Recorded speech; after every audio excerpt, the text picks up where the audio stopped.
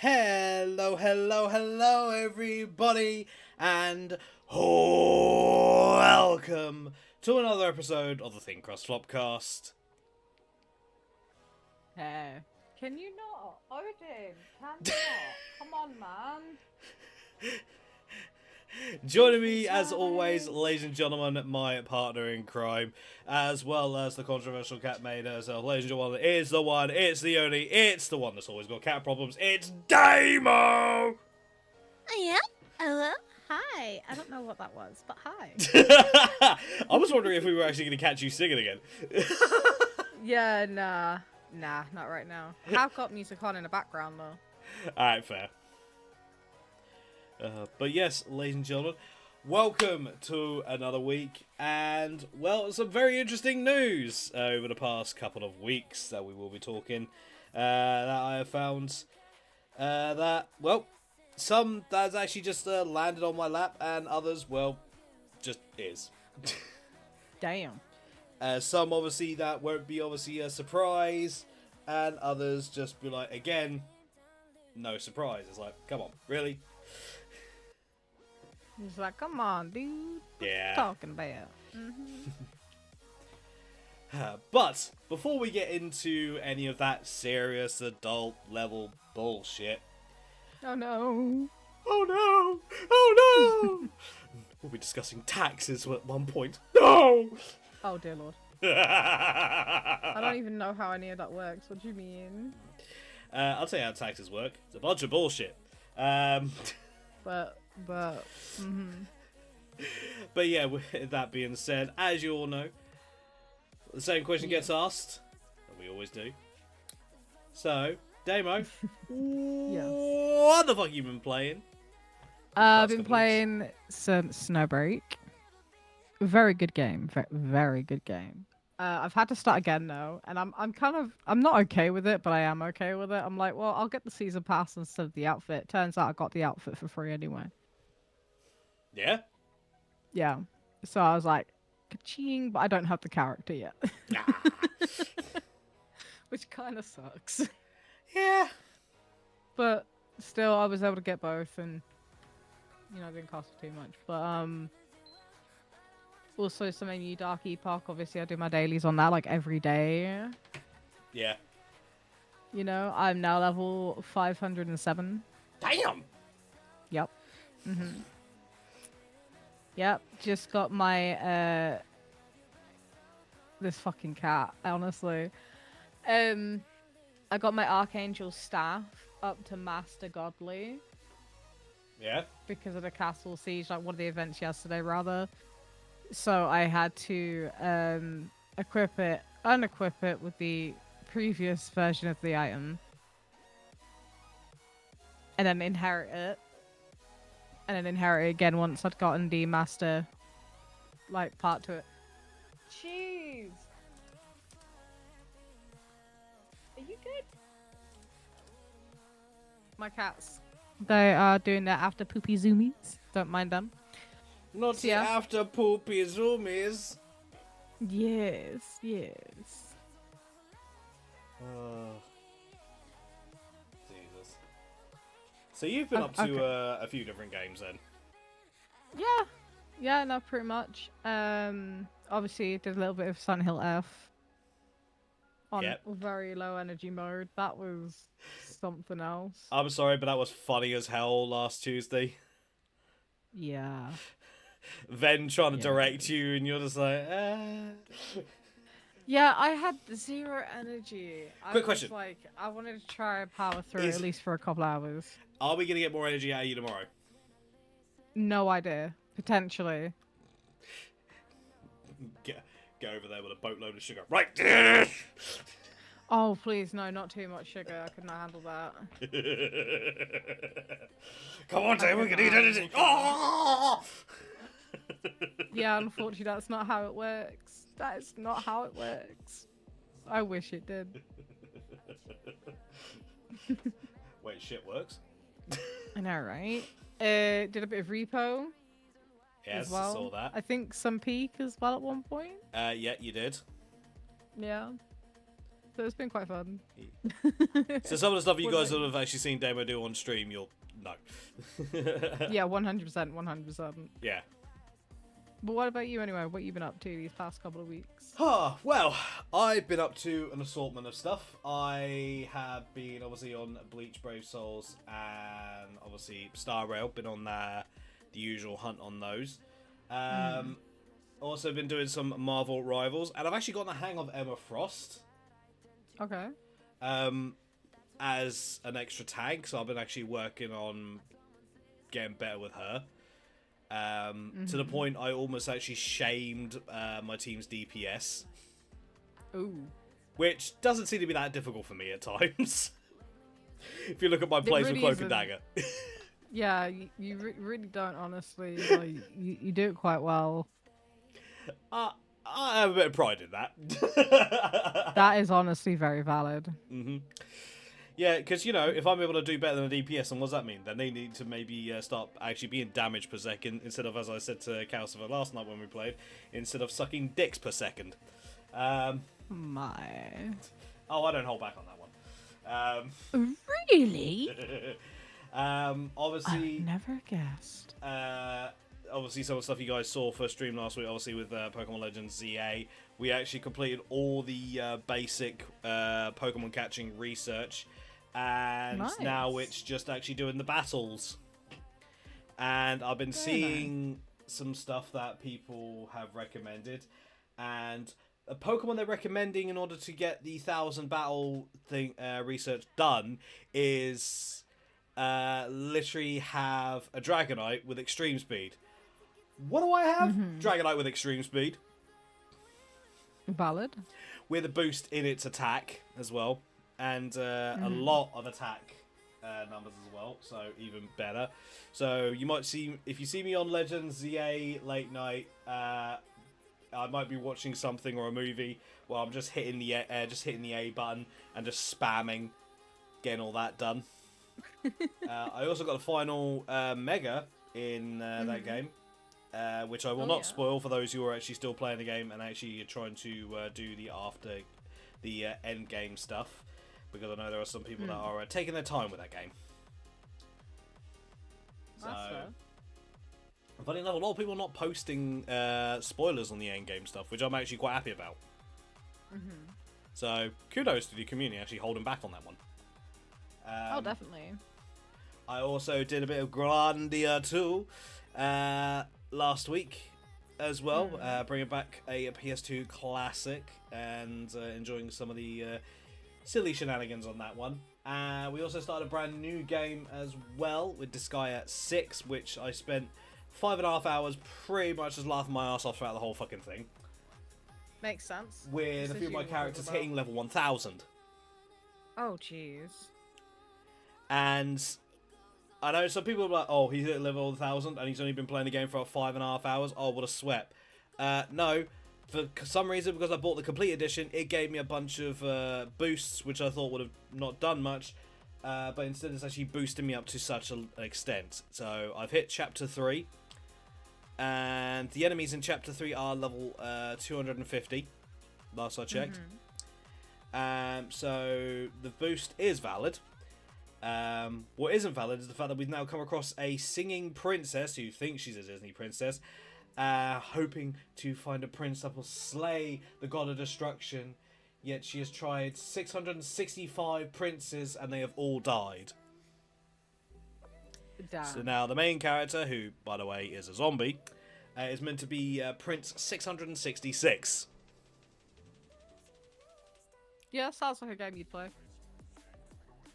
It is absolutely ridiculous to the point where they make even like little jokes that literally just like in some cases break the fourth wall.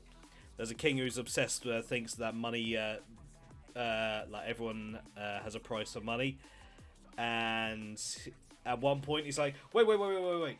Instead of a stick and $500, how about this? And it just basically brings out wads of cash, and underneath it said, the king brings out massive wads of cash. It's super effective. Oh my god.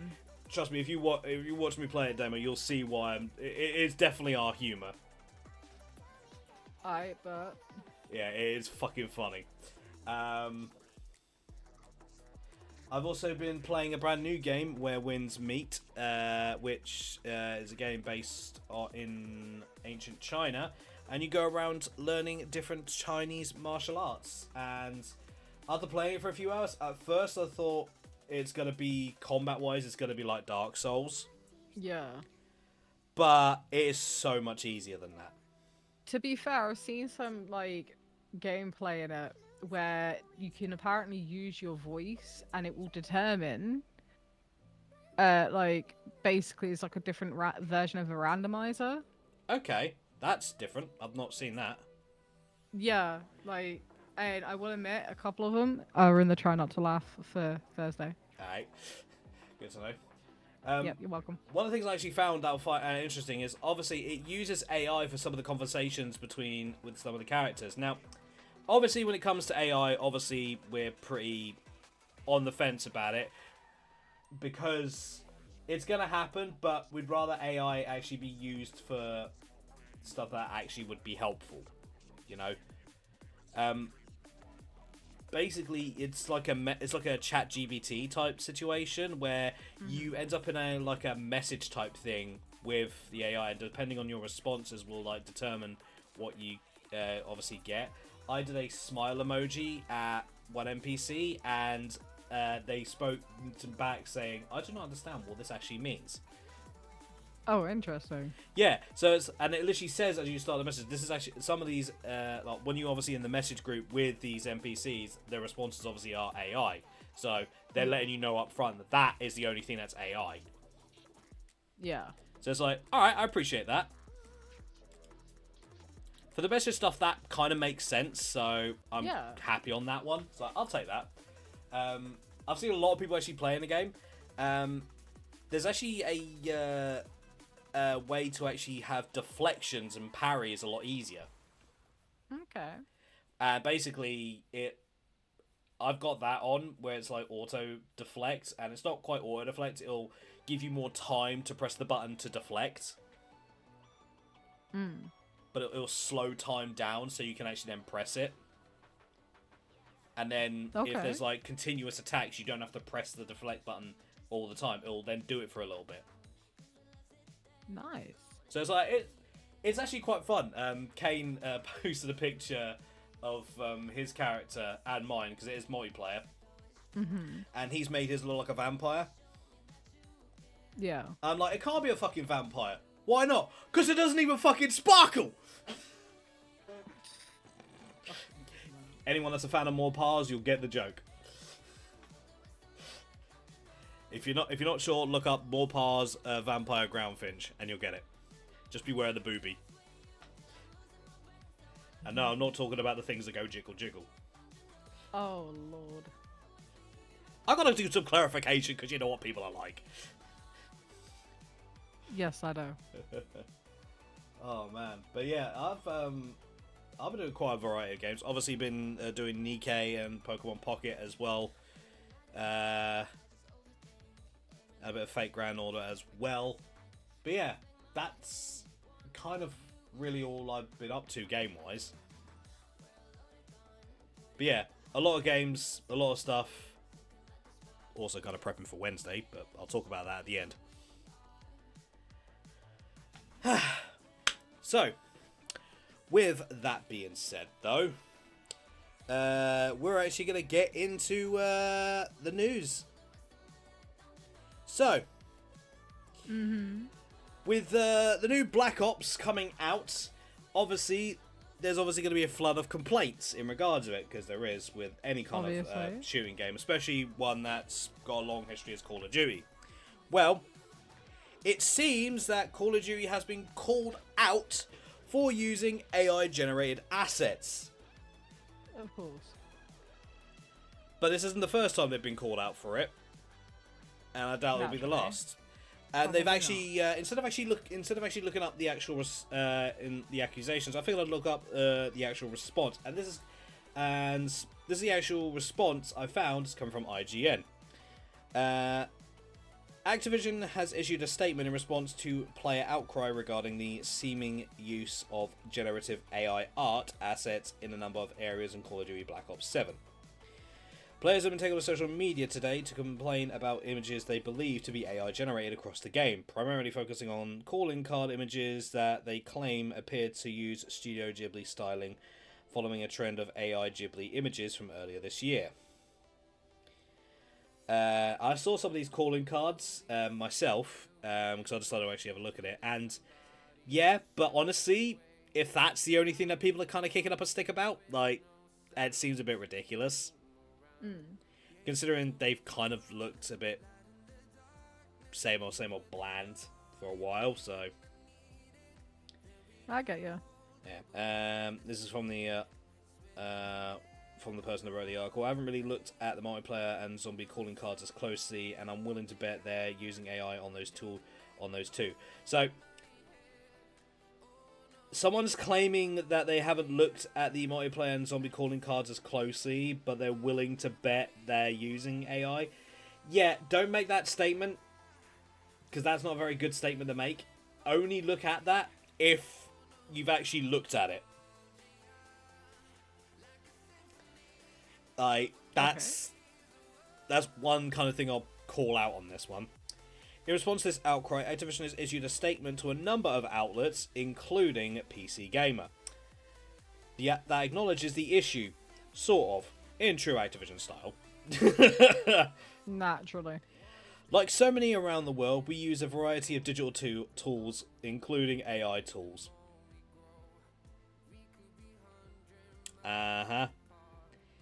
Notice how so many game companies are trying not to use AI tools because they're not that good yet.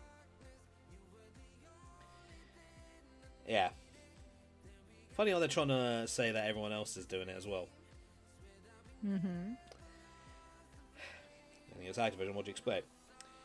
To empower and support our teams to create the best gaming experience possible for our players. Well, we'd believe that if it was actually just not calling cards. Exactly. Our creative process continues to be led by the talented individuals in our studios. Then why are you using AI then? It's worth pointing out that the Call of Duty Black Ops 7 Steam page also includes the following disclaimer. Our team uses generative AI tools to help develop some in-game assets, not exactly descriptive. At least they're actually saying. Which is more than we could say for some studios. As in the past, we've seen various studios that have actually... Like that one game that was actually due to be a hit, but that you were actually looking forward to, but ended up... Oh, yeah, Inzoi. Yeah, that ended up being full of AI schlop, as it were. Yeah, and it's actually taken a massive dip as well, like, since it's been released. Can't imagine why. Slowly making its way back up, but... Yeah. Still. This isn't the first time Call of Duty has come under fire for this, either. See, I said that. This exact scenario played out back in February when Activision admitted they had used generative AI in the development of Black Ops 6, including in a zombie Santa loading screen that angry fans referred to as AI slop. Then, this past August, Black Ops 7 Associate Creative Director Miles Leslie clarified the team's stance on the technology further. We live in a world now where there are AI tools. I think our official statement we said last year around Black Ops 6 is that everything that goes into the game is touched by our team, by the team 100%. We have generative AI tools to help us, but none of that goes in game. And then you're going to say, yeah, but it has. I'll say it has by accident, and that was never the intention. Hang on. So they're saying that they're using it to. So they're using AI to help the team, and then they're saying that it's got in. Yeah, but it has, but only by accident. So if they're saying 100% of the stuff is at least handled by their team, then saying that some stuff accidentally gets in is not saying 100% is handled by their team then. Because clearly, if some gets in by accident, then that's not 100%, is it? Well, no, exactly. So how did it end up in there by accident? Exactly. I don't know, I just think it's a bit weird. A bit contradictory. Yeah. And that was never the intention. We've come out and been very clear that we use those as tools to help the team. But they do not replace any of the fantastic team members we have that are doing the final touches and building that content to put it in game. Oh, really? Explain why Xbox then lost $300 million in regards of Black Ops 6 being put on the Game Pass. Then how much are you going to cause your very saviors to actually lose with Black Ops 7? Yep. Yeah, $300 million, folks. That's a bit fucking ridiculous. Even though that's literally the company that saved them. They're literally... I don't know if that literally helps Activision or hurts them more, because then not as much money is coming back in. But then again, that would be an Xbox decision to actually sort of put that more then. So... But then considering Xbox now own them, so... Just more proof that the acquisition wasn't a good idea. We'll probably keep saying this for many years to come, I imagine. Who knows? More than likely, honestly. Yeah. So everything you play, human created and touched.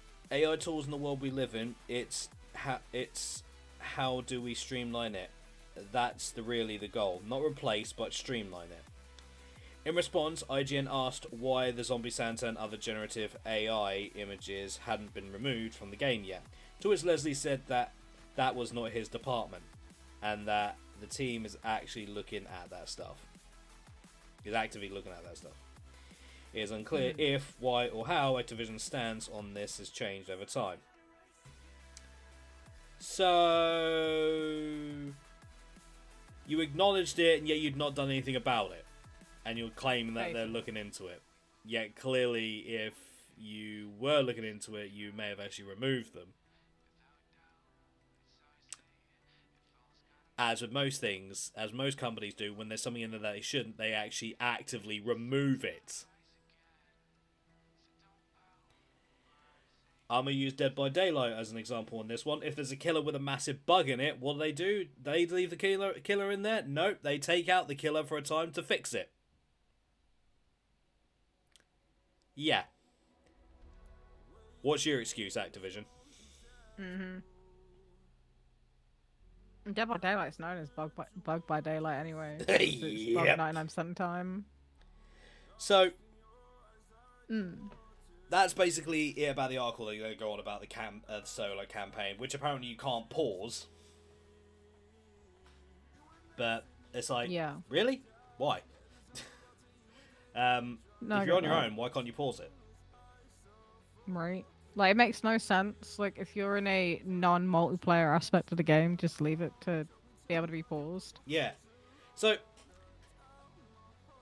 I'll make the statement, as Damon and I have said in the past, like, when it comes to AI, if it's used in the right way, then we haven't got a problem with it. But what's happened, like, recently, because anyone that's got a PlayStation and sees the PlayStation Store will see the exuberant amount of AI slop that's on there that people have actually made that literally are just like copy pastes of various games, like the trading card simulator that everyone kind of went nuts to do a while back. There's all sorts of variations there, like there's hentai store simulator, there's sex toy store simulator, like, there's pet store simulator, there's the variations of a trading card simulator. It's like, why? Like, games that are literally just basically just straight up just AI built like that. And it's clearly obvious. Like, no. It's funny, but no. Like, there's just no effort. And that's where then it becomes lifeless, and a game is no longer fun. Because guess what? Games are meant to be fun. That's what a game is.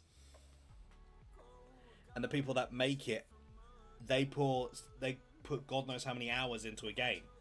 Now, I will say, given obviously the amount of layoffs that have happened over the course of all of Microsoft-owned companies over the past couple of years, it does make sense that they actually try to do something to maybe help alleviate some of the stress on the team. Which I can understand. But when you claim to 100% of your work is touched and handled by your team members, and yet you then say that stuff does sometimes accidentally slip in, is that really then a true statement? I don't know. To be honest. I don't know. The whole AI situation is very up in the air. If it's done correctly, it could help greatly. But if it's used basically to replace, which I could see some companies trying to do, actual people, then no. Because some AI does actually help, like speaking AI, like text-to-speech stuff like that, for those who actually can't speak, who have speaking disabilities, stuff like that, you know? That is helpful.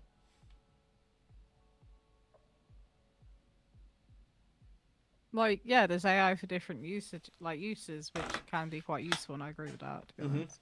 I don't know. It's just another case of Activision showing that maybe they need to stop with the Call of Duties. Because they're starting to kind of run out of ideas. And it's like... I mean, it's been a successful, franchise all round, really, if you think about it, even with their shit ones. Yeah, So obviously they're gonna, milk it like a cat, like the cash cow that it is. Emphasis on the cash cow. Yeah, literally. Literally.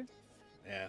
Because it's not even like a separate game, because it's like how they package it is like, oh, you bought a brand new Call of Duty, well guess what? It's gonna be like an exuberant amount of stuff, exuberant file, because we're packing like Warzone and everything into it. When if people wanted to play Warzone, they would download Warzone, but they're not playing Warzone. They're playing Call of Duty, whatever. And it's like, again, it's a case of they're forcing all their products down people's throat. Well, yeah, exactly. Like, the consumers, like the customers, they don't want that, but... No. I guarantee you that what they would come out with for it, though, would literally be the case of, but then it just makes it easier, so then that way you don't have to back out and go to that instead. Which honestly would not surprise me. Yeah. I don't know, I just question their logic in regards to it. I think it's kind of bullshit. No, I get you. It's all good. I understand. Yeah. But, yeah. Demo? Yes, so I came across this literally today, but it came out on the 14th of this month on a website called Timeout. Apparently, Pikachu finally gets a new variant after 25 years. Meet Pikachu. The Pale Pocket Monster makes its debut in the upcoming Switch 2 game Pokemon Pokopia. Yeah, it's a mouthful. It really is a mouthful. I remember seeing that game's name, and I'm like, did someone sneeze? So apparently it's coming out next spring, and the game's newly released extended trailer reveals a shocker, a new Pikachu variant. Meet Pikachu, the mascot's new first variant since Gen 2's Pikachu back in 1999.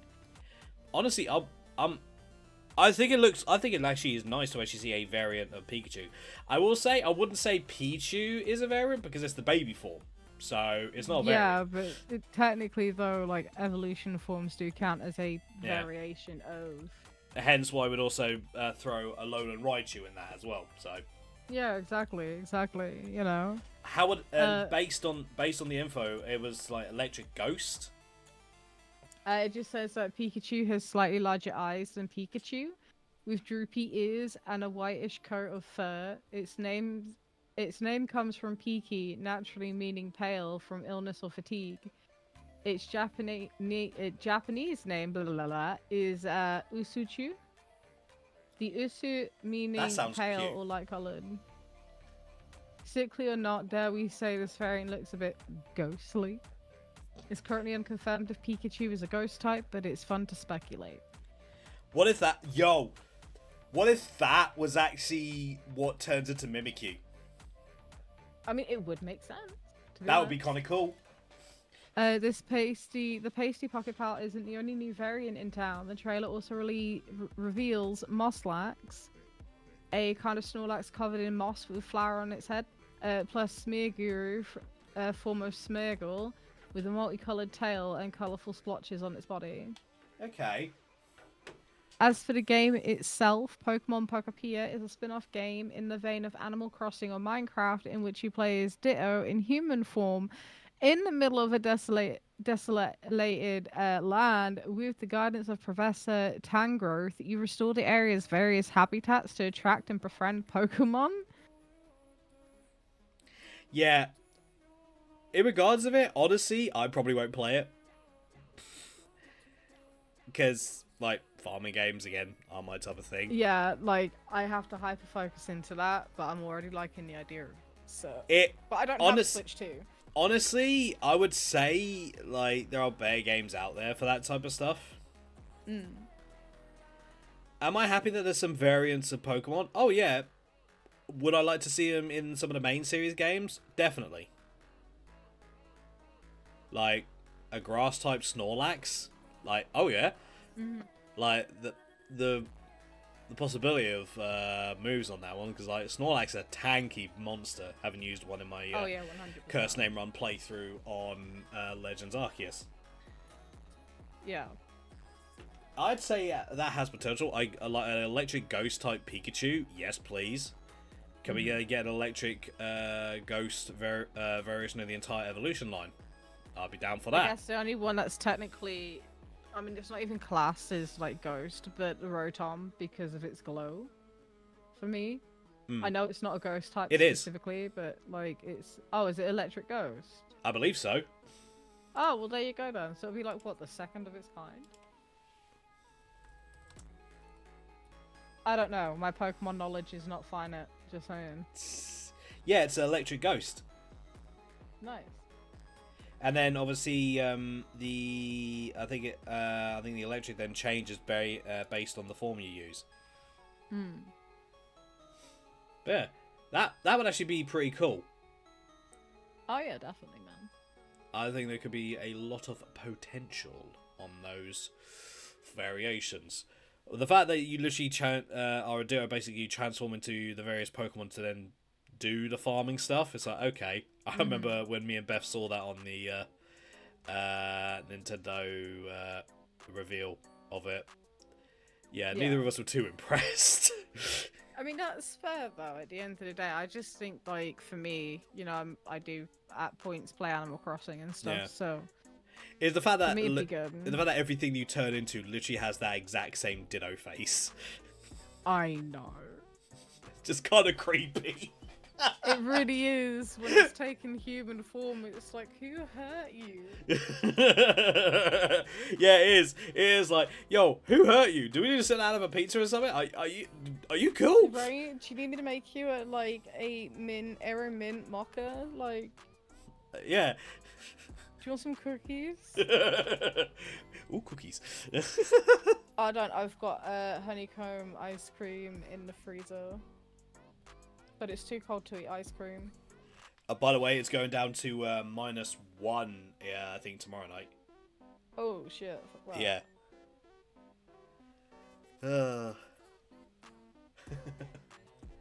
Hey.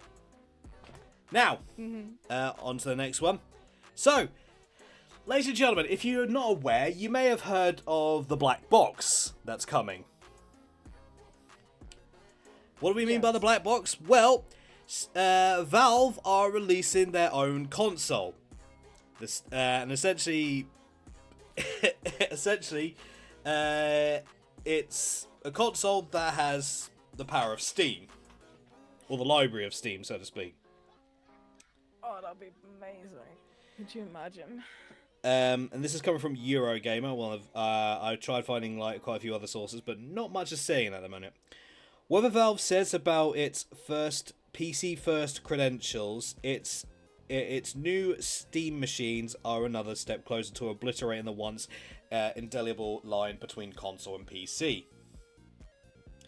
The most fascinating thing about Valve's newly announced Steam machine... Yep, Steam machine. Did you? Basically, yeah. Thomas the Tank Engine, you're out. In a sense, so its status as a halfway house is certainly one thing, but it is also clearly pressing at another, becoming another. Maybe it is neither. Is this a new category emergent, or is it simply lines that were once indelible now becoming scuffed, worn, and permeable? At the end of the day, it's a PC in every way, Valve hardware engineer Yazan Aldehayat, apologies if I butchered your name on that one, explained to Eurogamer as part of an introduction to the new Steam machines. Choo choo. I feel like we should have a picture of Thomas the Tank Engine up when we're talking about this. You know what? Probably. It makes sense. Go and find your picture of Thomas the Tank Engine. Nah, I'll save that for another time. He'll put that into the actual video, just editing notes right there. That'd be too much effort. Of course it is. Of course it is. This is something that's really important to us. They continue. You can run any software you want on it. That's a statement. You can play any game you want, regardless of where you bought it from. You can install different operating systems. There's a desktop environment that works really well for productivity tasks or multitasking. A lot of hardware decisions we made are in keeping with the PC DNA ethos. So, fair enough, this is a PC. Valve couldn't be any clearer about that. That flag is planted. That claim written in the boldest text imaginable. And yet, here I am questioning them just a smidge. We live in strange times after all. Xbox is pointing at PCs and saying, this is an Xbox.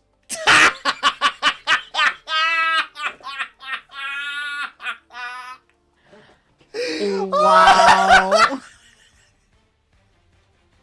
Fucking love that. Get called out. Get called out. Get absolutely fucking called out.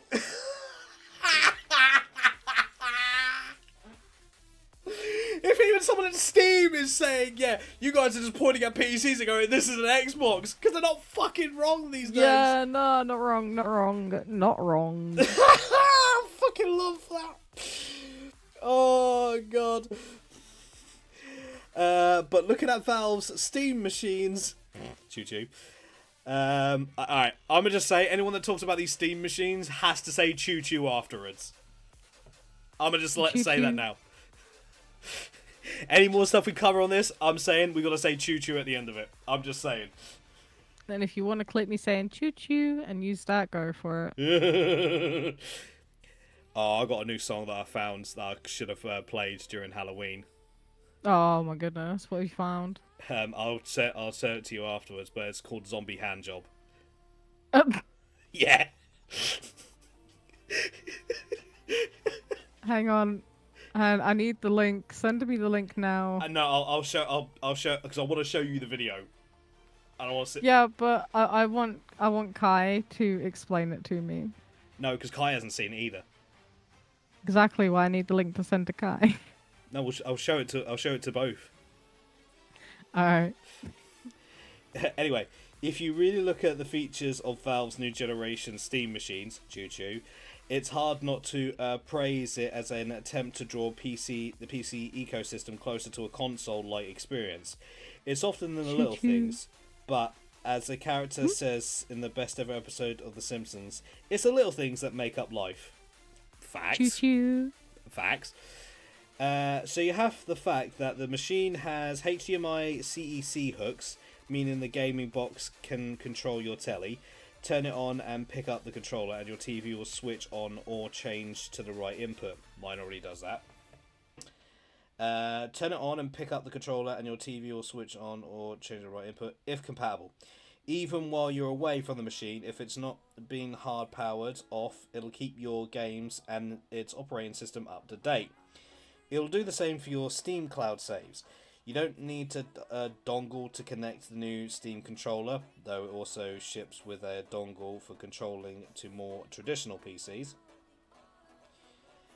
There's a fast suspend/resume system, so you can pause your game, turn off your machine, return, and be right back where you were in a few seconds.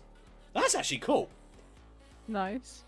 Even the level of performance, targeting a clean upscaled 4K and 60 frames per second performance in any game on Steam, Cyberpunk 2077, was demoed by Valve, feels built to rival the current consoles. That right there is a statement. Oh, yeah. That right there is a statement. Now, Inventor was actually the one that brought this info to me. Mm-hmm. And obviously I then started looking into it myself. If Steam are actually going to let you start going into the console, actually making their own console, and it's actually going to be a legit thing, guarantee your boy's going to buy it. Oh, 100%. Like, it's going to be a fucking cool thing. The amount of people that actually probably want to play Steam stuff, but the stuff on Steam, but can't. It's going to make things so much easier if they can't afford to go for a full working PC.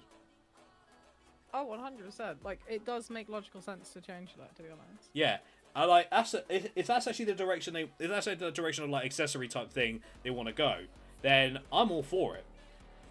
And honestly, Steam's done literally just nothing but good things for the gaming community. Mm-hmm. With obviously a few little bumps in the road here and there. And of course, we've all seen the Steam Deck experience over the last few years. It's improved tremendously from when I first took possession of a pre-release unit and found that it was only plug-and-play compatible with about 20 of my thousand of games. The game verification system makes it clear what games work, and the Deck-specific operating system now feels more console-like than ever. The test is always, of course, if you could just buy this for somebody's birthday, hand it to them, and then have them boot it up and get into games on their own without issue. I think Valve is largely there already with the Steam Deck. Based on what Inventor said, it sounds like that's the case. Mm-hmm. There are compatibility questions if you want to play specific games, sure. Well, that is with anything. That's where you can end up booting into the desktop style operating system in order to download something like GeForce Now or a specific mod. Oh, okay, so this allows you to actually upgrade like the drivers for it. Yeah. So it's it's basically just a miniature PC but console based that allows you to do more than the current consoles. Yeah. That's actually really good and very dangerous for the current consoles. Because if that is actually a legit full-on thing, and it literally sticks to this when it comes out, that could actually cause a lot of problems for PlayStation and Xbox. As Switch, and the fact you're able to actually upgrade it so it actually upgrade its drivers so it actually stays up to date. Yeah. That actually could fuck them over so bad. Yo, I'm curious how this goes now. I want to see how this turns out. Honestly. Oh man. With that said, I do think the experience is there such that somebody daunted by such things could just get a deck, sign up for Steam and only buy and play the games marked as explicitly compatible with their device. Device verification, default controller mapping and preset settings go a long way to remove the most initially daunting aspects of PC gaming. With that stuff taken care of, it all sure sounds like a console-like experience to me. The new Undertelly Steam machines, choo-choo, aim to further this corp. That I think that's going to be the thing for the rest of this episode. Choo-choo. There's operating system improvements, new features, and general tweaks to make everything smoother. In the end, this dinky little box that you can buy, chuck under your telly, and use to play games, And it sounds like thanks to Valve's efforts with the Steam Deck and renewed efforts for these specific machines, this is about to be the most simple plug-and-play PC gaming experience ever. Valve reps press on the fact that their sights are not set upon usurping the traditional console, still. For sure, we don't really tend to work back from what's happening in other spaces, argues Alde Hayat. We try to focus on our audience. Valve's audience is on PC. Because of that, there is still a PC, and Valve's argument, in a sense, is that the console space is coming to them rather than the other way around. That is true. That is true. If you look at how consoles are nowadays, they are basically heading that direction. Yeah, I mean, Xbox already did with Steam anyway, didn't they? Yeah, they're going to be. I don't know when they're doing that, but they are going to be integrating Steam on the Xbox soon. So you'll have access to their library on the Xbox. Yeah. And I imagine it probably won't be too long, considering there are PlayStation games on Steam, that they might end up doing that. It makes sense. It would make sense, and it would be a smart idea for them, to be honest. Mm-hmm.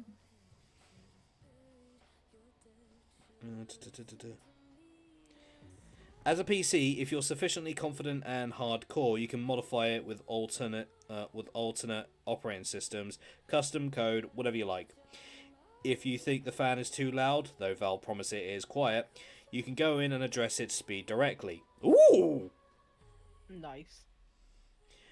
All that nonsense, which honestly is great to have. These are the strengths of the PC ecosystem. However, what is presented up front sure feels like a console to me. I wonder how many times I'm going to say this. Choo choo. Choo choo, motherfucker!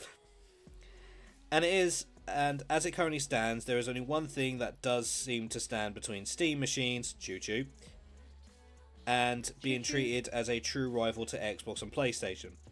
Valve currently plans to self-distribute the machines, meaning you'll need to be on Steam to buy one. A key step for the growth of this thing surely needs to be being able to buy one from a normal shop, which isn't currently on the horizon.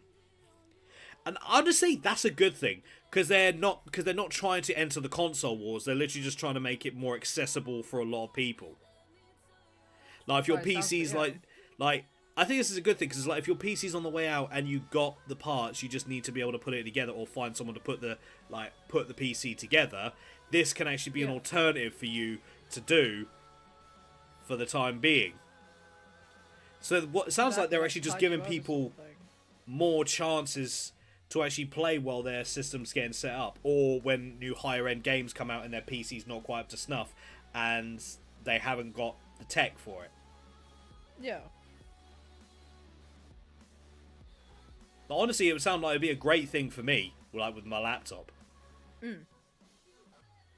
Yeah, but that's what I'm saying. Like, that would be a good thing for you. Mm. Oh, why do you reckon I'm excited to see how this goes? I'm agreeing. That is 100% fair. Yeah. I do like the fact that you need to be on Steam in order to get one, though. It's like instead of actually getting it and then logging it and then creating a Steam account, you have to be on Steam to then get it. So it's like that makes more sense, because then you can then obviously link your account to it, and then rather than go through a whole process like you have to with Xbox and PlayStation, you literally are just like, boom, there you go. Yeah, exactly. And then obviously let you know of what's like compatible in that. So basically, this does sound like a more at-home version of the Steam Deck. Hmm. It'll just be more powerful than the Steam Deck. I'd imagine so, to be honest. Well, that's based on what I've been reading so far, and it's like, honestly, they've needed to do something in regard to the Steam Deck, because the Steam Deck's done good. So having an at-home thing for it would actually be a good idea. Yeah. Much of this is the same argument as with the Xbox ROG Ally X, but in reverse. Microsoft says that device is an Xbox, but it looks and moves like a Windows PC at all times.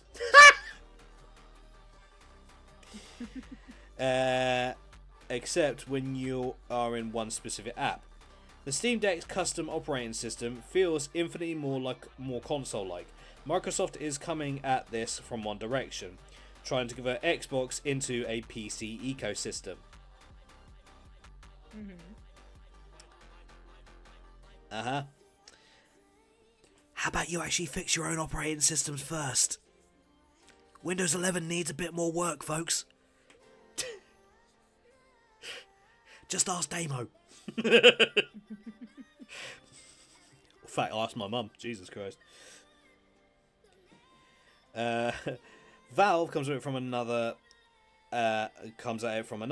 adding layers of features and considerations to consolize. I almost said colonize then. I had to double. Interesting. Yeah, I've never heard that. I've never heard that before. That's a new one. Consolize their established PC experiences with the deck and these machines. Choo choo. Choo choo. It seems to have been better at successfully finding the best of both worlds. Or to put it another way, if it looks like a duck, walks like a duck, and quacks like a duck, it's a duck, right? This might just be a duck that can also, with a flourish, transform into something else. That's a fucking weird analogy, but alright. Yeah, I'm a bit confused.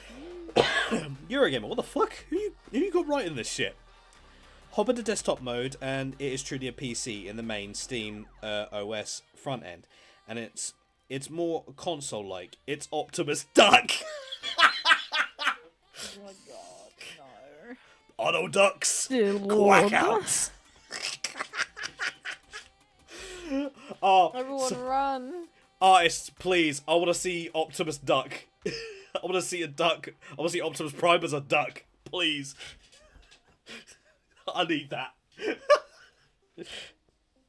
Or maybe it's not. Maybe we are staring down the barrel of an evolutionary event, similar to how we watch the handheld and TV-based threads of Nintendo converge into one. I do think we are now deep into a process that we will see the console and PC become increasingly indistinguishable. If that is what is happening, Valve certainly seems to be putting its best foot forward. And that's it on that one. So, Okay. based on what you heard, Damon, what do you think?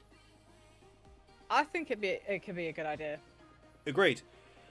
I 100% think could this definitely is be a literally good the idea. best step forward for gaming. Yeah. It is literally the next step forward. Because Oh, 100%. because as literally the article said, literally calling Xbox out, literally like them looking at a PC going, "This is an Xbox." I fucking love that, by the way. Same, to be honest. Same. It's great. Looks at a PS5. You want to be a PC? I mean, I'm not wrong. Oh lord. But yeah, no, I definitely think it could be a good idea, like just across the board for everyone. To be honest. Obviously, any more information that comes out of it, well, obviously we will cover it the best we can, because this has everyone. This has everyone's vested interest. Oh yeah, definitely. Well, But moving on. yes. Yes. So Chaos actually found this one and the other one. It was on. You found it on Eurogamer.net. Yep. Resident Evil Requiem producer explains why Capcom scrapped multiplayer horror. We can't just slap on new skins and characters. That's why we wanted to make sure this feels like a new survival horror game. It was published literally yesterday. Yep. The producer of the next highly anticipated installment of Resident Evil Requiem, has teased that the upcoming horror retains some elements of its prior life as an online multiplayer open world game, but wouldn't tell us what exactly they are. In an interview with Press Start Australia, producer Masato Komawaza, sorry if I butchered that, I don't know, said that Requiem, initially conceived as an open-world multiplayer game, was reinvented when the team decided fans of the franchise wouldn't enjoy it, given the horror aspects were very mild. Fair. Okay. Question about this, however... I can't pronounce the last name. I'm so sorry. Do you want me to?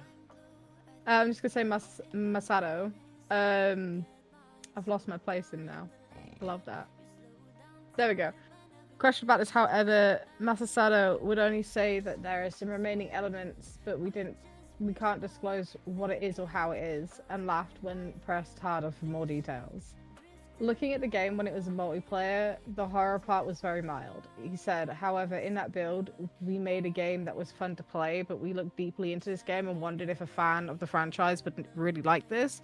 So he thought they probably won't enjoy it as much. I just saw it. Masato Kumazawa. I'm just gonna say Masato. And then go Kuma Zawa. Yeah. Kumasawa.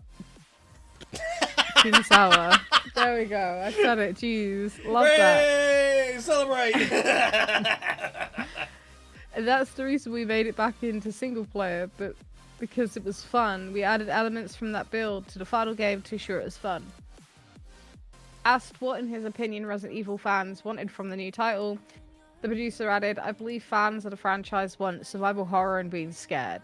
That is the number one thing that fans want. So by saying that, we can't just slap on new skins and new characters and give you the same experience. It wouldn't be that good.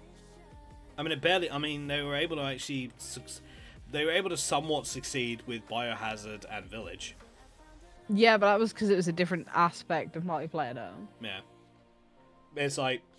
The thing is, that worked because it actually was it was set in the same universe, but it had something different, and it had a massive massive feeling of horror behind it. Yeah. But And I like also the fact with it's Village also like... Yeah, and also with Village had a massive tall lady with big honkers, so... But can we just state, though, like, we can't just slap on new skins and new characters and give you the same experience. It wouldn't be that good. Mm-hmm. I feel it's a bit of a call-out to a few games, to be honest. Yeah, specifically talking about one maybe that we covered literally earlier on in this episode. Exactly. Exactly.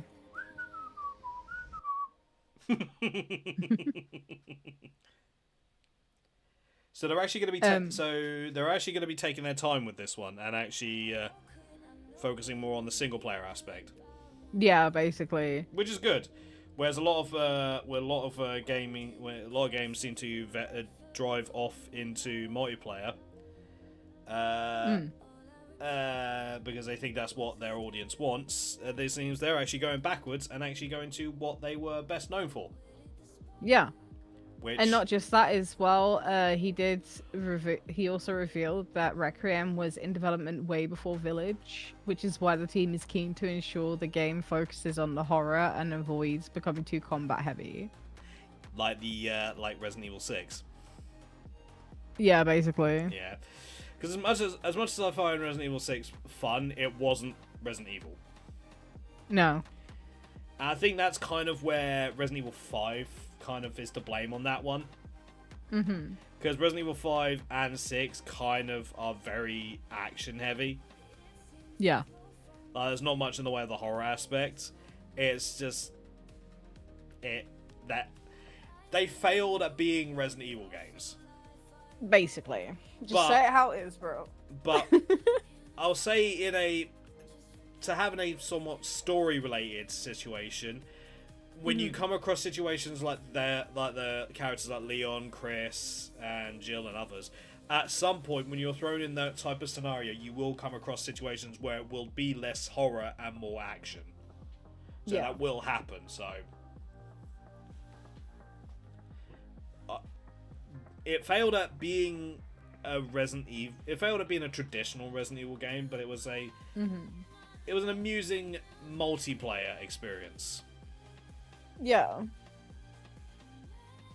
So, yeah, that's my thought. And it's like I'm happy to see them going that route. That they're actually going to return to the single player horror aspect. That obviously they were known for. Yeah, like they're going back to their roots, sort of thing. Yeah. Hopefully they don't go back to the god-awful voice acting of Resident Evil 1. Although if they would do that just for the jokes, I would appreciate that still. Just for because the amount of memes that would come out of that. No, you know what it could be? They could, like, in the intro, they could have, like, a dream sequence of it. And then, like, you know, you just wake up or something like that. I don't know. Yeah. It would be funny to see. Yeah, definitely. Yeah. Is that it on that one? Yeah. Alright, let me... Alright. So, as many of you are aware, obviously we're getting close to the Game of the Year Awards. We did speak about this a few weeks back, what we feel our Game of the Year should be. Well, a few categories, literally only announced about a couple of hours before the Flopcast, and I was only able to actually grab at least one of the pictures of the nominations, which are Game of the Year, which a lot of people will agree is the big one. Dun dun dun dun dun. So, there are some surprising entries on here. With the entries being Kingdom Come Deliverance 2, Hollow Knight Silk Song, which I am surprised and also happy about. Hell yeah. Hades 2, Donkey Kong Bonanza, Death Stranding 2 on the Death Stranding 2 on the beach, and one of our friends went nuts at this one, Claire Obscure Expedition 33. Whoop, whoop. I hope that does get an award at the very least. Honestly, I think it would deserve it. But this is the same, like, what do you think about the other entries? Honestly, I'm surprised about seeing Donkey Kong on there. Yeah, I'm a bit like, why? I don't see Donkey Kong, like, because I've not seen many people play it, and I've not heard much in regards of it. So I can't really give my opinion on that one, but based on how little I've seen of it, it doesn't seem like it deserves a spot on there. Silk Song, I can agree, deserves to be on there just because the amount of people that have actually played it and been enjoying it. Yeah. Death Stranding 2, again, great game. Deserves to be actually at least be on there, if nothing else. I've not seen much of Kingdom Come Deliverance 2, but I am surprised to see that on there. So it's nice to see a surprise entry. Oh, 100%. Like, I actually wanted to play Kingdom Come Deliverance 2.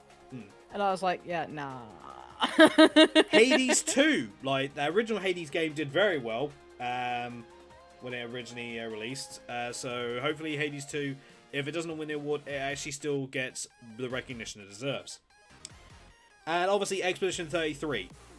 Now, that's where I think a lot of people might actually, where it might divide quite a few things. Because I saw earlier, while looking up some stuff, that some streamers, well, one particular streamer, I will not name names because I don't want any shade thrown their way.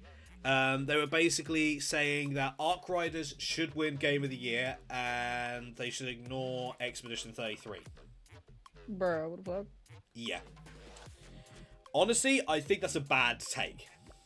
If you're 100%. all for liking a certain game and you want that to be Game of the Year, fine. But don't dog shit on a game that other people are actually enjoying. Straight up. Based on what I've heard of Arc Raiders, it seems like a more polished PUBG. That's based on some people's reports I've been seeing. But how do I feel about this list? Honestly, I think it's a really good list. And providing there's no like surprise like entries or wins, like we had with the Astrobot, if y'all remember that one. Honestly, I wouldn't be surprised if I'd say the three big runners on this would be Death Stranding, Hollow Knight, and Expedition 33. I generally feel it could be one of those three. I guarantee you it will, though. Honestly, out of those three, I would say, I would like Expedition 33 to win.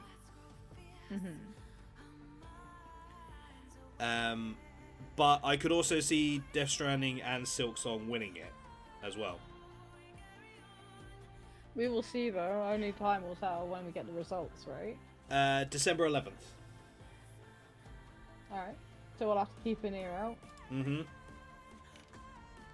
Like, I will say, if Donkey Kong Bonanza wins it, I'm gonna call massive bullshit. That'll be fair though. And I think a fair amount of the internet will also kind of call bullshit. Yeah. And it's like, I've seen like a couple of people, especially in Beth's server, like, yo, can we get a Last of Us situation, but with Expedition 33 winning a bunch, or winning everything they're in? Honestly, I could see it. Because Expedition 33 is an absolutely fantastic game. Just, I've not played it myself. I want to. But again, it's a case of having the money for it. That's valid. That's kind of why I put it on my Christmas list. No way. Yeah. But yeah, no, I would actually like to see that game win it, just because the story is incredible, the graphics are incredible, the voice acting is incredible, the soundtrack's incredible, and the gameplay is incredible. Oh yeah. Like, it ticks a lot of boxes for a lot of people.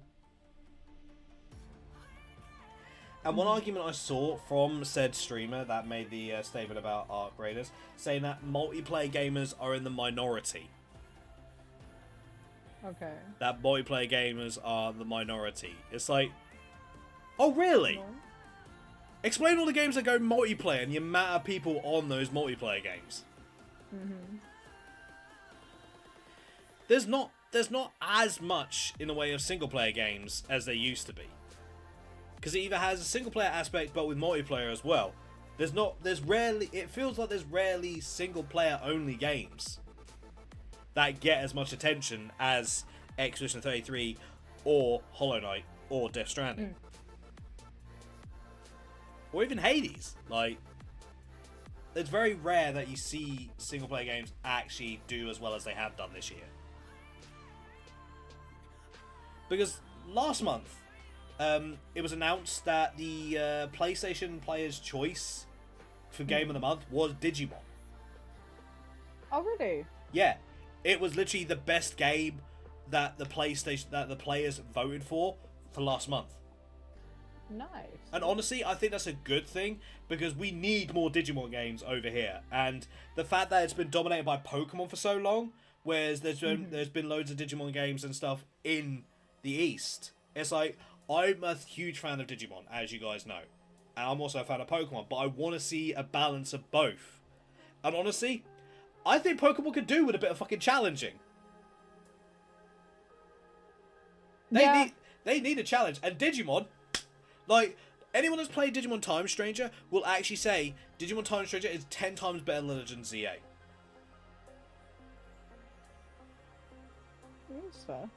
And honestly, yes, I've played Legend ZA a lot, but that's just because it's an easy game to just pick up and just do stuff while I'm trying to do research or stuff like that. It's easy to do that.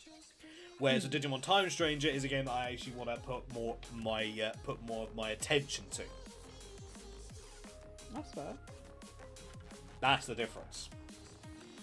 And I was doing like a bunch of the end game quests on Time Stranger earlier. And I'm glad I didn't do them on stream, because it could have taken me a good like 10 plus hours. Oh jeez. I finished one and then I get hit with another one. And it's like, bro, let me just finish these. Right, like, damn, dude. But yeah, no, obviously, like, I am happy. Now, I have seen a lot of people say, like, why didn't Date Everything get any nominations? And I've not seen what's on the other categories. I have heard that one of the voice actors in Expedition 33, Ben Starr, is actually up for an award. Nice. Only reason why I know that is because Beth was literally going apeshit in my DMs. Yeah, that makes sense. So, yeah. it will be good to actually like see what comes out of these awards, and it'll be good to actually see like what. Well, hopefully, we won't see a case of that's clearly been paid to win this, as we've seen in previous awards. Like, the streamer awards are going to be happening soon, and I put my votes on. Like, best duo stream, best like duo streamers, was Iron Mouse and Connor. Hell yeah! Like, you bet your ass, boom, voted for them. Streamer of the year, Iron Mouse is up for it again. Nice. I bet your ass I voted for her. Naturally. Like, yes, I'm an Iron Mouse stan in this house. Why? Love Iron Mouse. She's absolutely amazing. She actually did her own cover of a Lady Gaga track during her concert recently. So, yeah, love Iron Mouse. But yeah, like, I'll be interested again when I have more info in regards of the awards. Obviously, I'll let you guys know. Wish all the applicants luck in both the Twitch and Game Awards. Yes, because I believe people will be able to actually watch those. I believe. I think so. Yeah. Yeah. I'm not quite sure, but yeah. Demo. Alright, I got this one, and then we're going to talk about 2 new games that are coming out. Yep. So this one's on Games Radar that was published 3 hours ago. After Monster Hunter Wilds' year of performance woes, Capcom says Resident Evil Requiem won't share the same fate. At present, we do not anticipate similar risks. Capcom seems to think that Resident Evil Requiem won't face the same fate as Monster Hunter Wilds when it comes to PC performance. At the start of 2025, Monster Hunter Wilds seems like a shoo-in. I'm gonna sneeze. Gesundheit. Shush, thank you. Choo-choo. Choo-choo. Fuck, that was a very hard sneeze though on my end. I've actually lost where I'm at hand. Right. At the start of 2025, Monster Hunter Wilds seemed like a shoo-in for Game of the Year contention based on our Monster Hunter Wilds review, but now I'd be shocked if it gets more than 1 nomination for Best RPG to fill space in the category that Expedition 33 might win anyway. And even while Monster Hunter Wilds has some gameplay issues, the game's frankly terrible performance issues have taken the wind out of its sails across the year, giving Capcom's attempt at a 2024 Game of the Year Dragon Dogma 2, good game by the way, also faced similar performance woes on PC, so are worried that this will be the usual for the developer going forward. During Capcom's recent financial results Q&A spotted by VGC, Capcom was asked if there was a risk of Resident Evil Requiem will face similar technical issues.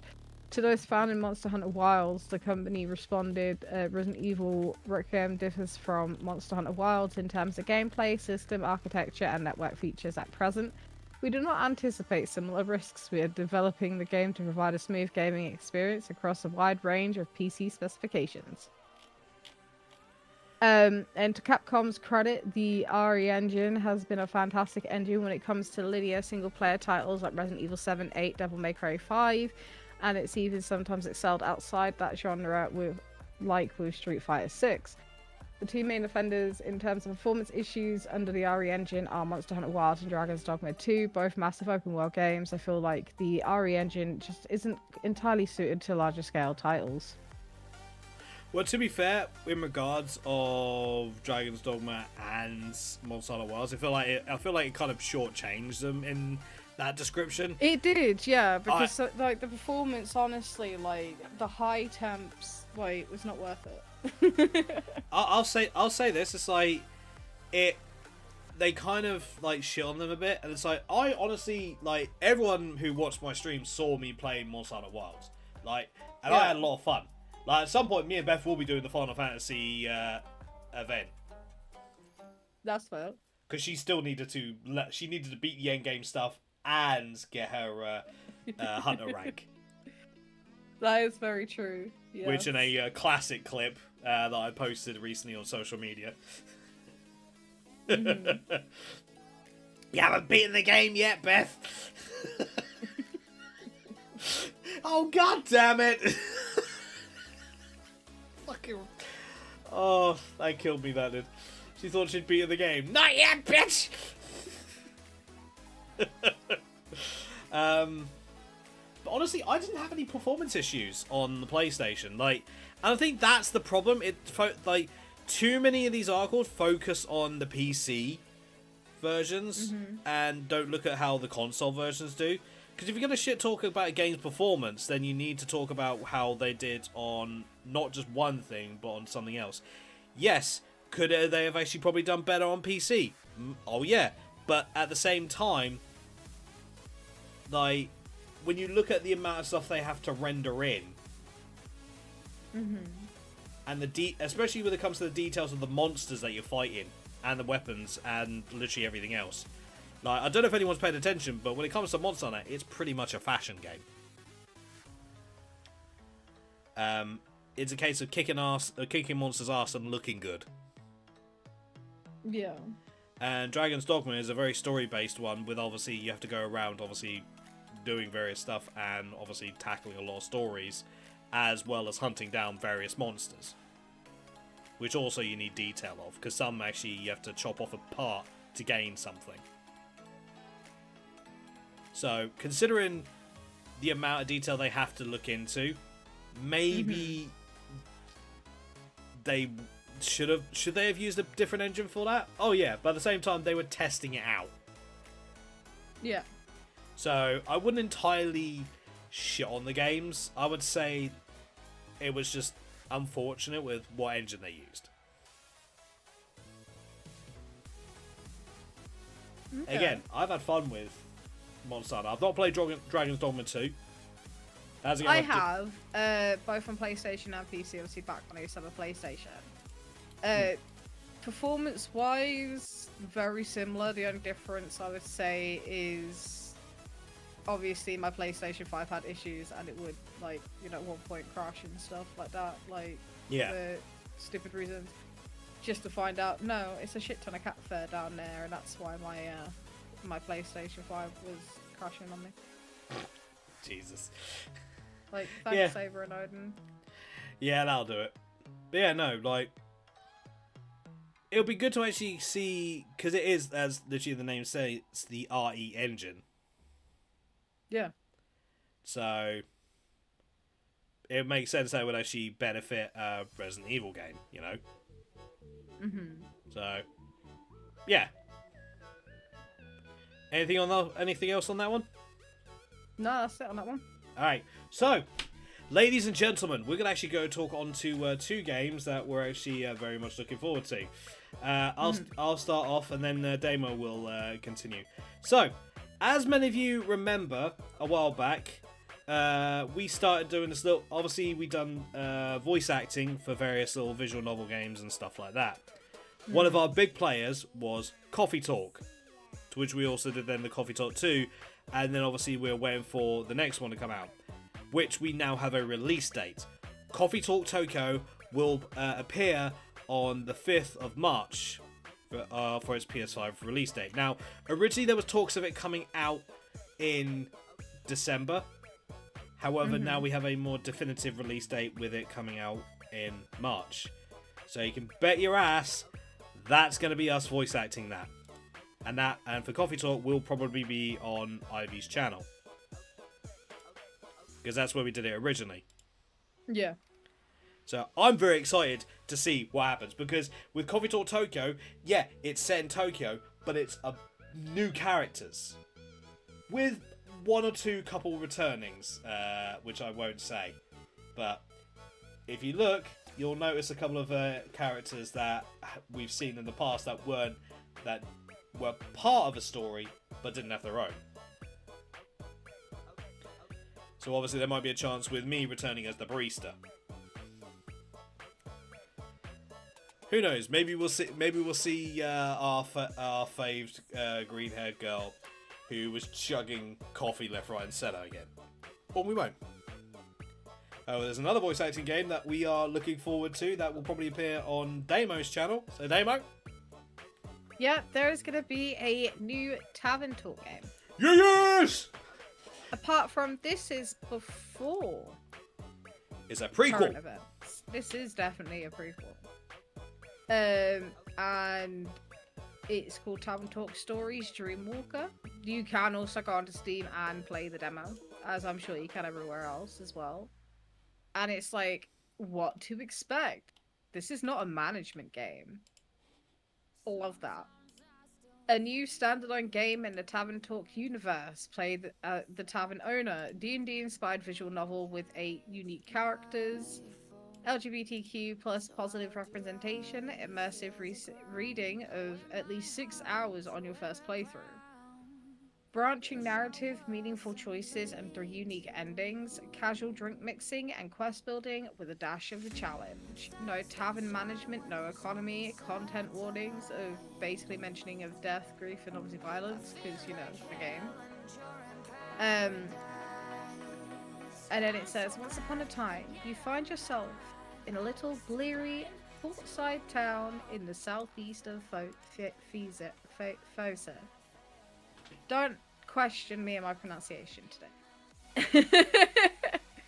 There, 36 years before the events of Tavern Talk, you dive into the role of the Tavern Keep, the owner of the Drowsy Dragon, a small, quayside bar on the coast of Borkum.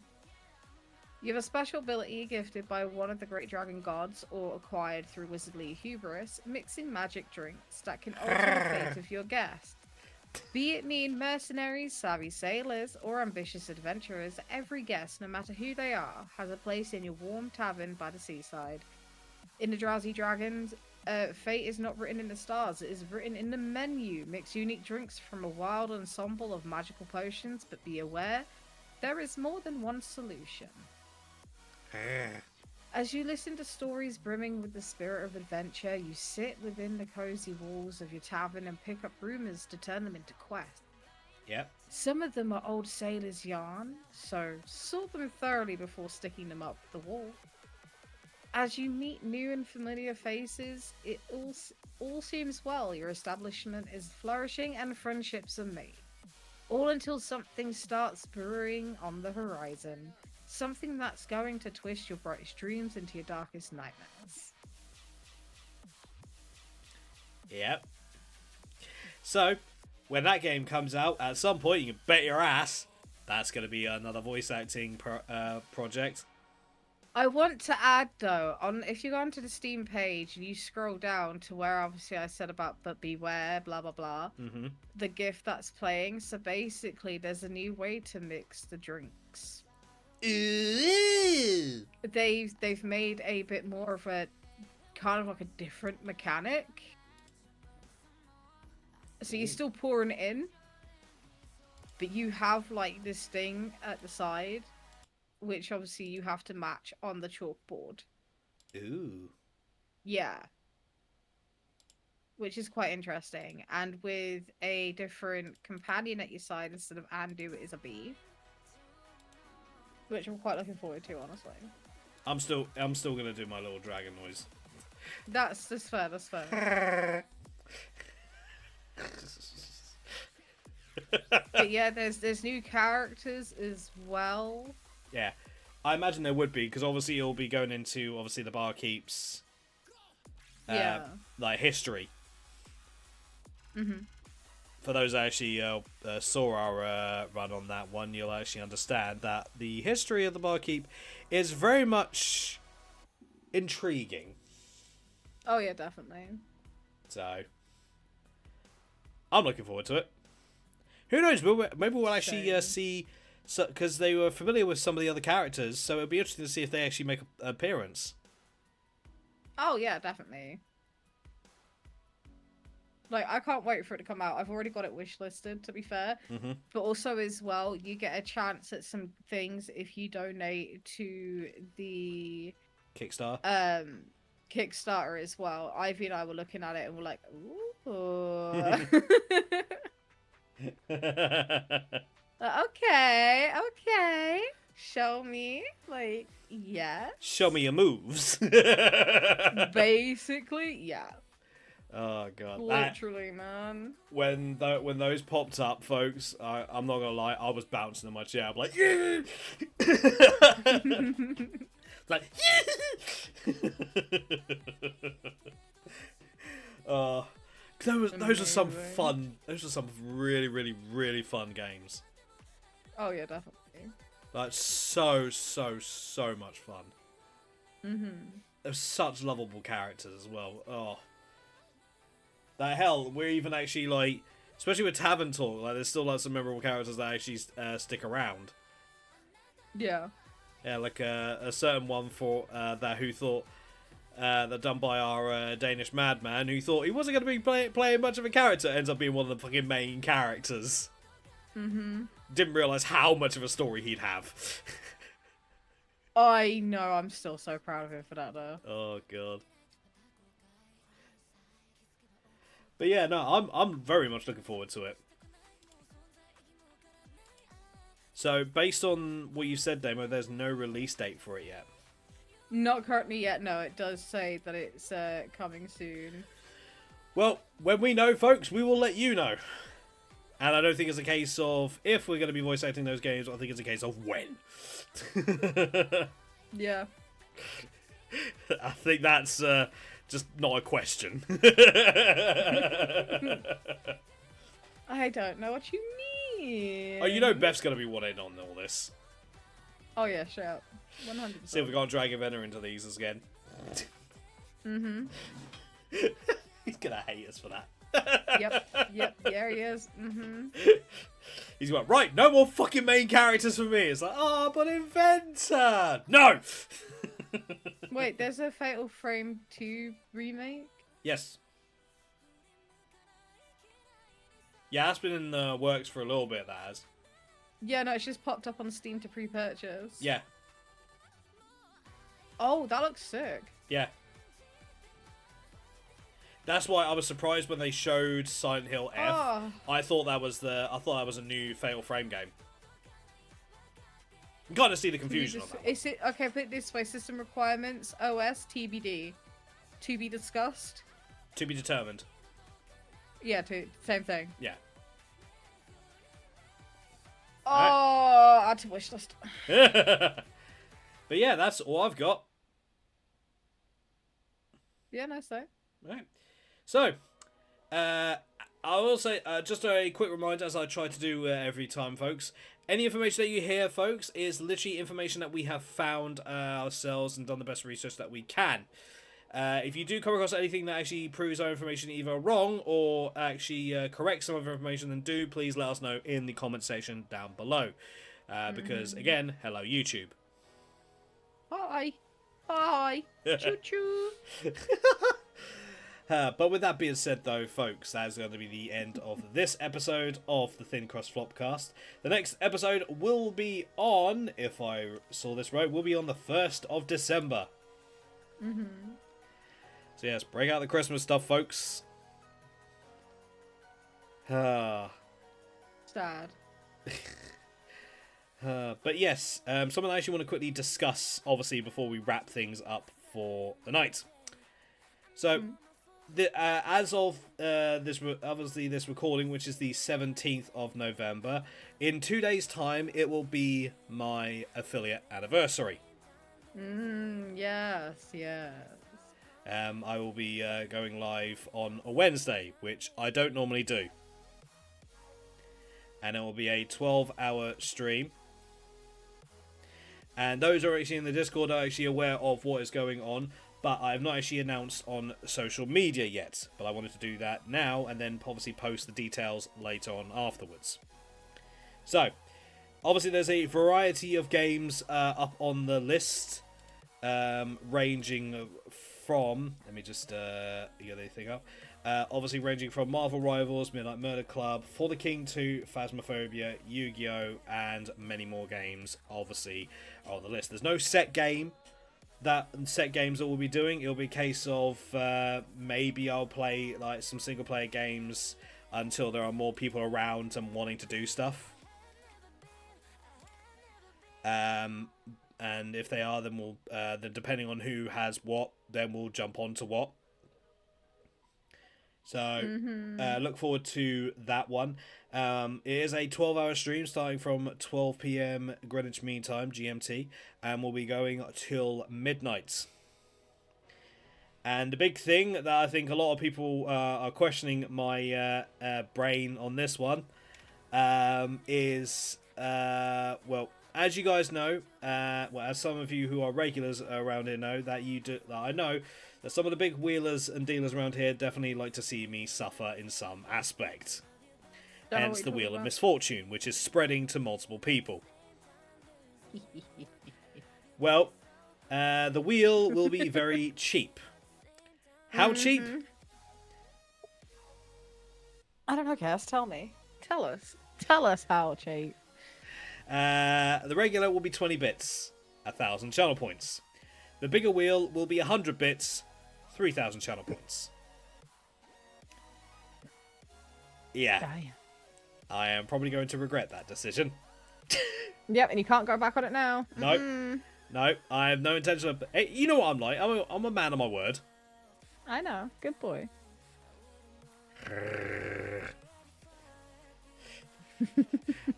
Stop trying to be that one character from Day Everything.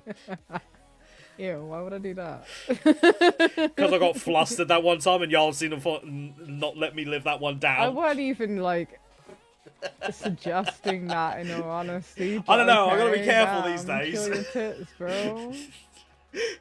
But yeah, that is actually going to be happening. So tune in here over... those of you watching this on YouTube, tune in on Wednesday the 19th at 12 p.m. to see what we get up to and see what I end up regretting. Yep.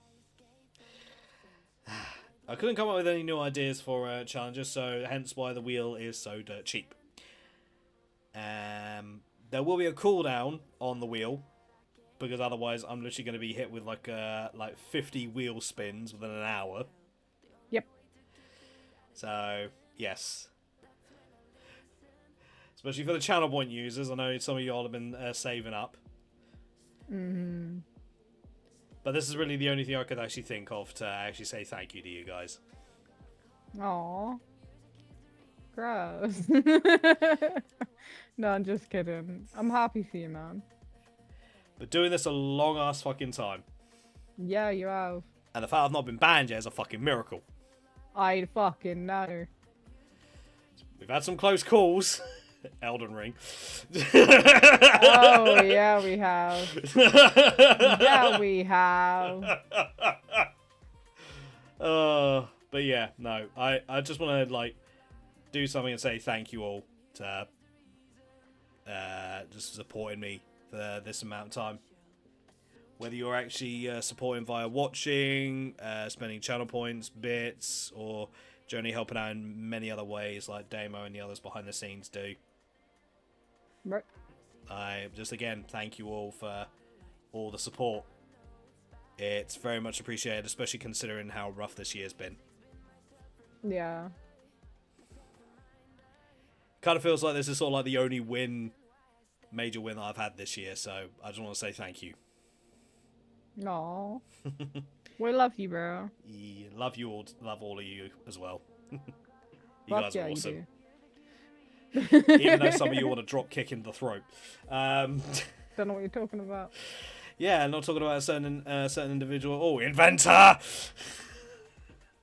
I didn't even mention his name. What do you mean? Oh, I will mention his name all the damn time, the son of a bitch. He knows it, and he's proud of it. Yeah, you got a point. So, yeah, don't be surprised if Tuesday's stream isn't a long one like it was last week. Because I want to make sure I actually get plenty of rest for what will be, no doubt, a very busy Wednesday. More than likely. But yes, with that being said, though, folks, thank you all for tuning into this episode of the Flopcast. Anything that you, if you like this episode and you're watching this on YouTube, then check out the playlist that features all 93 episodes of the Flopcast. So you'll see it all the way from back when we started this in a little area in Genshin Impact to now. Yep. And those of you watching the VOD, I hope you guys actually enjoyed this. And we'll see you all on the next episode, which will be, as stated before, on the 1st of December. So ho ho ho, motherfucker. And obviously, Damo, where can people find you? You can find me over at twitch.tv/itsdamoo, twitter.com/partywithknives, and itsdamoo TV over on TikTok. And Bluesky. Yeah. And with that being said, though, folks, make sure you have your personal belongings with you. Anything that's left behind will be used to fight off the Scandinavian invasion. And with that being said, raise your pizzas high and say it with me. Stay chaotic and live for the challenge. I have a challenge. Oh. Bye. Bye now.